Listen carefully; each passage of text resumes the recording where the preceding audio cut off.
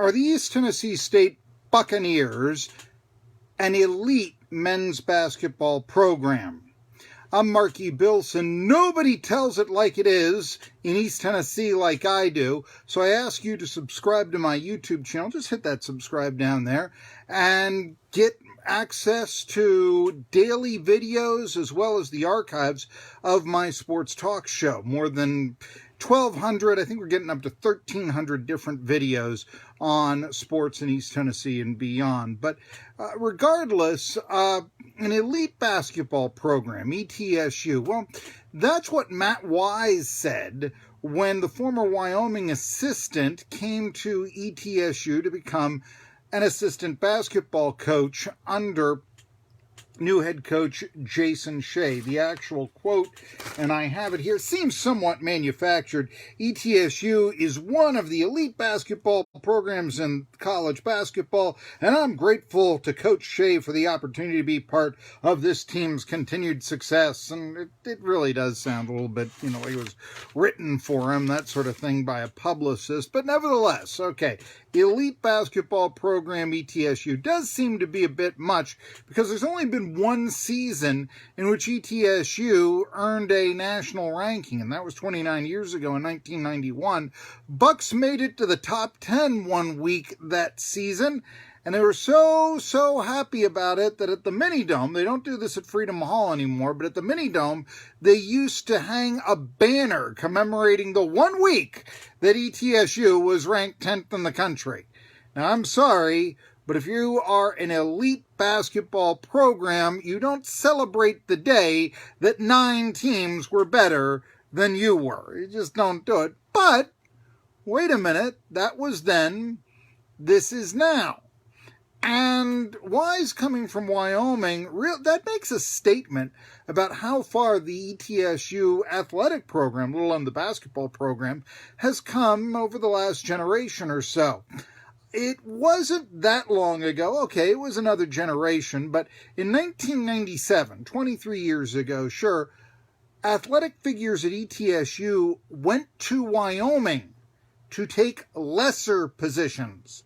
They didn't go from Wyoming to ETSU to take the same position. Now, I'm speaking of Keener Fry, who was the athletic director at ETSU from 1994 to 1997. Fry did not go to Laramie with his tail between his legs. In fact, it was a move that caught many by surprise. Chip Kessler, who had left calling the ETSU games to start a sports newspaper that I used to write for. It's called Sports Talk, and Kessler even did a column saying, look, you do not leave ETSU as athletic director to become the assistant AD at Wyoming. And then he actually nominated Fred Warren to succeed Keener Fry. Well, that didn't happen. Although eventually, yes, a small sport coach, David Mullins, would become the AD. How'd that work out? Yeah.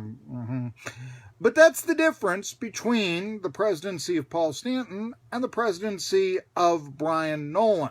Look, as I said, Fry did not go to Laramie with his tail between his legs. He was a very good athletic director. Really revived the football program. It had had 8 losing seasons in 9 years. And then in 1996, Buccaneers were 10-3. They made the FCS, it was called Division I AA back then, playoffs. In fact, they only lost 3 games all year. They lost East Carolina, FBS program, and they also lost to Montana and Marshall.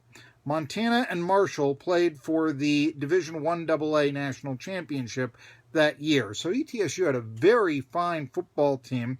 And Fry built a foundation that the football team, which had, as I said, 8 of 9 years with losing records, well, then they went 5 of 6 years with winning records. And Fry hired Paul Hamilton, the football coach, Ed DeChillis, the basketball coach. He hired Karen Kemp, the women's basketball coach. He hired good coaches. When ETSU finished number 3 in the country in golf and beat Tiger Woods' Stanford team, yeah, Fry was the AD back then, but I think the biggest thing he did, the most AD thing he did, and it really meant a lot for the prestige of ETSU athletics, and is one of the reasons why they're a respected mid-major athletic program today and not, a bottom of the standings type program, because they've been that in their history as well. And here's the deal. Back in the mid-90s, the ETSU flagship radio station was WJCW. And they had their games preempted by high school games, not just Science Hill, but a lot of different high school broadcasts on WJCW. And at this time, there was no Sports Monster. There wasn't even internet streaming.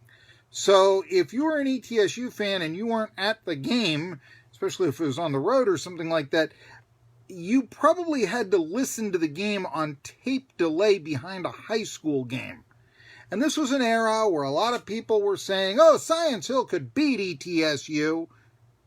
I want you to think about that for a second. I mean, I know the Bucs were down, but that's just ridiculous. This was a bad time for ETSU athletics. Fry would not stand to have his games preempted on the radio. So he took the games from WJCW to WGOC. It's a radio station that doesn't exist anymore. And they were there for a year. And then they came back to WJCW and Citadel Broadcasting, and eventually WGOC became WXSM, if you want to know the entire history of this. But that was huge, because ETSU has never been preempted by high schools since. And to really be respected as a Division I basketball program, they absolutely had to make that move. So Fry did a lot for the prestige of ETSU athletics. And again, though, leaving to Wyoming to be an assistant when you were the boss at ETSU, that was the Paul Stanton era of ETSU.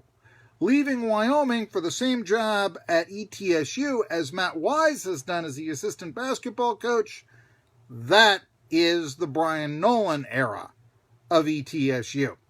Now, Wise isn't the only coach coming in. Since last time I talked to you, Greg Heyer, it is spelled H-E-I-A-R, but pronounced Heyer. I think I previously had called it Hear. Is coming to ETSU. That's big because he's probably taken a pay cut to do so. The reports were that Heyer, who comes from LSU, was making around $300,000 a year last year in the SEC. Now, just for comparison's sake, Jason Shea's contract is $250,000 base. With bonuses, it'll probably be more than $300,000. Don't get me wrong, but and shoe contracts and all that sort of stuff. But I want you to consider the base that Shea is making now is less than what Heyer was making at LSU, plus whatever, he was doing. I don't know if he was, if he had a shoe contract as an assistant coach or something like that, or if he was, writing books of poetry and selling them on the side or whatever he was doing, that sort of thing. ETSU paid Shea a $90,000 a year base salary to be Steve Forbes' assistant last year. So, think about that. He may be taking a pay cut of almost 2/3 of his income. I would be surprised if it was that much, but for him to make what he did at LSU, it would have to be a situation similar to that Seinfeld episode where George Costanza's secretary was making more than he was. Think about that. So that's a big get. Heyer, who's a very fine recruiter. LSU, I don't put a whole lot of stock in recruiting rankings, but there was one year where they were number 4 in the recruiting rankings. One of the reasons why I don't put a lot of stock in the recruiting rankings is that ETSU, which didn't have the number 4 recruiting class in the country, stomped LSU by 11 points last year. And maybe that's a reason why you go from LSU to ETSU. Can't beat them? Join them. Hey, we get that. But at the same time, leaving the SEC to go to the Southern Conference doesn't necessarily look that good on a resume. I know a lot of people are saying long knives are about ready to come out for Will Wade and such at LSU. But even so, it is not necessarily a good look on the resume to make that move, even after ETSU won the game last year. It just, people aren't going to remember that outside of Johnson City, okay? And so this move actually means a lot because it means that Hire is probably going to be hired by Jason Shea, who he's had a relationship with even before the two were at Wichita State, and they did coach together at Wichita State. Regardless, Hire is now, since he makes that move, probably going to stay at ETSU because it is difficult to leave to go back to this great coaching position as an assistant or a head coach or whatever if you are making that move from assistant at LSU to assistant at ETSU. Let me just put it this way. Assistant at LSU can get an SEC head coaching position. Assistant at Southern Conference School cannot get an SEC head coaching position. So it really is a coup, and it speaks, I think, a lot about the relationship, and you wonder what kind of a relationship Hire had with Wade, Will Wade over at LSU, and you wonder, yeah, it really is a pretty good one, and they worked so well together at one could call a mid-major level, probably a little bit higher than ETSU, but at Wichita State. Look, when those guys were at Wichita State, they were an elite basketball program. Undefeated in the regular season, remember? So the Wichita State path, ETSU still wants to take it. And even after Steve Forbes leaves, with Shea and Hire, yeah, the path is still there, the yellow brick road, so to speak. Hey, Dorothy was from Kansas, right? Okay, so anyway. And so this is a chance for Hire to have a lengthy tenure as Shea's right-hand man. His reputation as a recruiter, guard coach, that sounds pretty good. Speaking of guards, last month, Cyril Smith Jr. transferred to ETSU from Maryland. And Smith didn't have much of a career at Maryland. He basically sat on a bench. His stats aren't even worth reciting. But here's the deal. When you get a player from the Big Ten champs, maybe the co-Big Ten champs, but Maryland, 24-7 last year, co-Big Ten champs, when you get a player to transfer from there to your school, I don't care what school it is, that's pretty impressive. Maryland, I think most people would say, is an elite program. Maybe not on the level of Duke, maybe not on the level of Indiana, but they've won a national championship. Certainly it seems like a top 25 without Maryland seems a little hollow. Anyway, I also think that Smith is a better get than Jalen Johnson, who, remember, was going to transfer from Tennessee, where he sat on the bench, and instead said, I think I'll go to Wake Forest with Steve Forbes instead for his grad assistant year. Now, the only reason you would take Johnson over Smith is Johnson could play right away. And so if Smith gets a waiver, then ETSU has actually recruited up with Jason Shea. Shea has actually brought in a better player than Forbes did originally with that roster spot. It's just this simple. Smith comes from a Big Ten championship team. Johnson, who also sat on the bench, comes from a rather mediocre SEC team last year that struggled to finish 500. Let's face it. And you're going from nationally ranked team, Maryland at one point in the season was ranked number 3 in the country, to Tennessee, which is still living off memories of the 2019 season.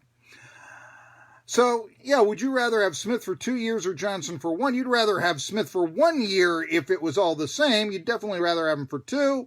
And if Smith gets the waiver, there's absolutely no reason why you wouldn't rather have Smith than Johnson, no matter what school you were at.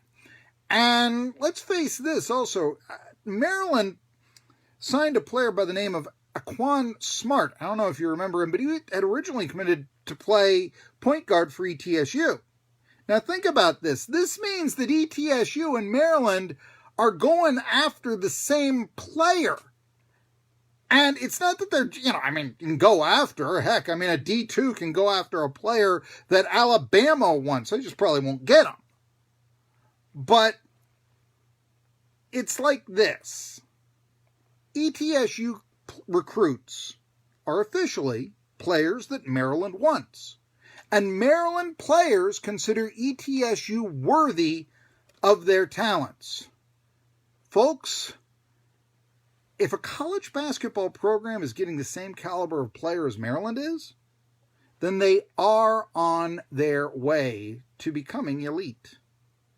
Now, no returning starters for ETSU. Don't necessarily think that, oh, that means that ETSU will go to the NCAA tournament next year for sure.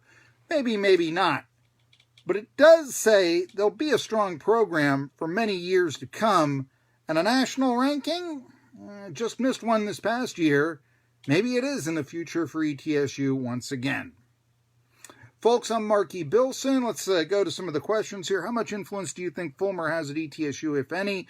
Nothing anymore, unless it's, I'll decide whether or not we'll play you in football or something like that. Other than that, I don't believe he has any. At one time, it was different. It's very well known that Phil Fulmer basically hired Carl Torbush as the football coach at ETSU back circa 2014, 2015, but not anymore.